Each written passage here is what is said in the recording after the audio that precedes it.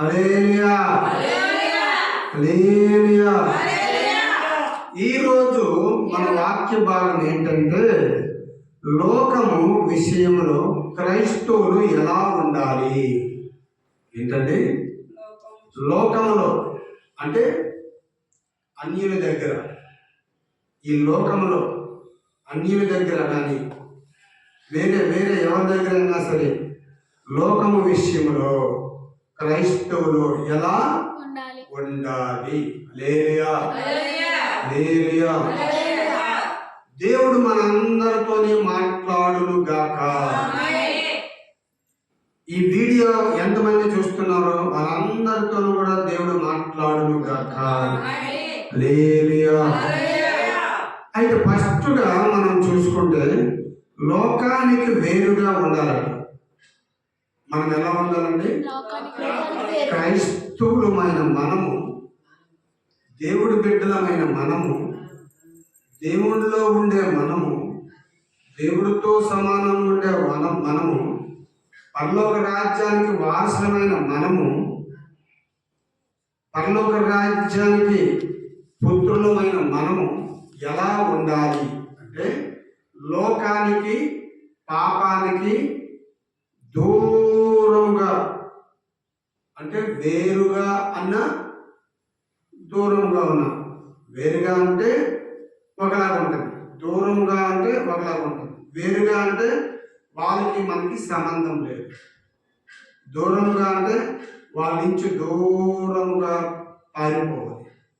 ఏసేపు చూడండి, పారిపోయాడా లేదా? హల్లెలూయా. ఏసేపు పారిపోయాడు. ఎందుకు పారిపోయాడు? పాపం చేద్దాం రా అంటే పారిపోయాడు. హల్లెలూయా. అట్లా మనం కూడా వేరుగా ఉండాలి, దూరంగా ఉండాలి. అయితే లోకానికి వేరుగా ఉండాలంటున్నారు పాస్టర్ గారు. ఎలా వేరుగా ఉండాలి? రండి, రోమియోలకు రాసిన పత్రిక 12వ అధ్యాయము. హల్లెలూయా. రోమియోలకు రాసిన పత్రిక 12వ అధ్యాయము 1వ వచనము 2వ వచనం చూసుకుంటూ. 1వ వచనం 2వ వచనం. కాబట్టి సహోదరులారా, పరిశుద్ధమును దేవునికి అనుకూలమైనను సజీవ యాగముగా మీ శరీరములను ఆయనకు సమర్పించుకొనుడి. దేవుని వాత్సల్యమును బట్టి మిమ్మును బతిమాలుకొనుచున్నాను.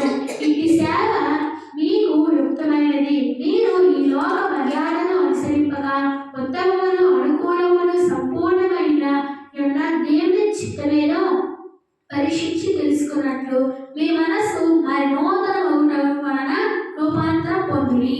హల్లెలూయా.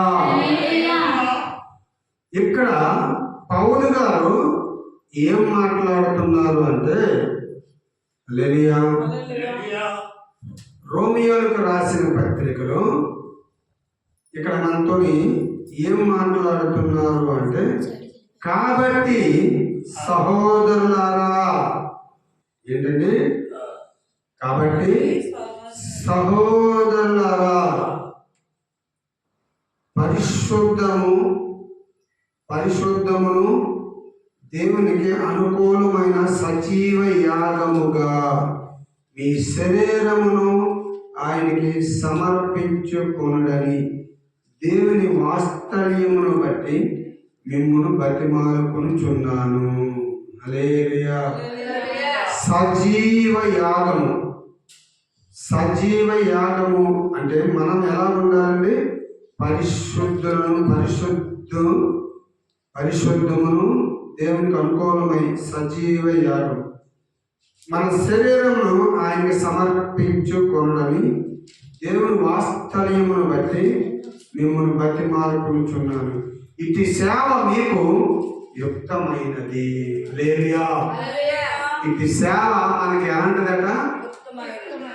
యుక్తమైనది. హల్లెలూయా. ఇటు సేవ మనకి యుక్తమైనది. మీరు ఈ లోక మర్యాద అనుసరింపక, మనము అనుసరింపక ఈ లోక మర్యాద అంటే ఏంటి చెప్పండి? ఈ లోక మర్యాద అంటే ఏంటి? ఈ లోక మర్యాద ఎలా ఉంటాయి? ఒక పండగ వచ్చింది అనుకోండి, లోక మర్యాద ఏంటి? ఇంటికి చుట్టాలు రాగానే మందు తీసుకొస్తారు ఫస్ట్, తర్వాత మటన్ తీసుకొస్తారు, తర్వాత సిగరెట్లు బీడీలు తీసుకొని వస్తారు, తర్వాత వగేరా వగేరా వగేరా తీసుకొని వస్తారు. హల్లెలూయా హల్లెలూయా. ఇలాగా లోక మర్యాదలు ఎలా ఉంటాయంటే అదొక రకంగా ఉంటాయి అన్నమాట. పండగలు వస్తే కొంతమంది పబ్బులకి వెళ్తారు, డిస్కోలకి వెళ్తారు, కొంతమంది చేయరాని తప్పులన్నీ చేస్తారు. లేలియా. కొంతమంది ప్యాకాట్లకు వెళ్తారు, కొంతమంది ఆన్లైన్ గేమ్లు ఆడుతారు. ఇవన్నీ ఏ మర్యాదలట? లోక మర్యాదలు. దేవాది దేవుడు మనతో ఏం మాట్లాడుతున్నాడు? మీరు ఈ లోక మర్యాదను అనుసరింపక అంటే పుట్నోట్లో చూడండి, బైబిల్ ఎవరికైనా ఉంటే మీరు ఈ లోక అన్ని కాడ రెండో అక్షరం ఉంటుంది చూడండి, ఉందా? కింద రెండో అక్షరంలో ఏం రాసాము చూడండి, లేక ఈ యుగ, ఈ యుగ లేక ఈ యుగ. లేలియా. ఈ యుగం లోక మర్యాద అంటే ఈ యుగ మర్యాదను అనుసరింపక ఉత్తమమును అనుకూలమును సంపూర్ణమునై ఉన్న దేవుని చిత్తమేదో ఏంటంట? ఉత్తమం.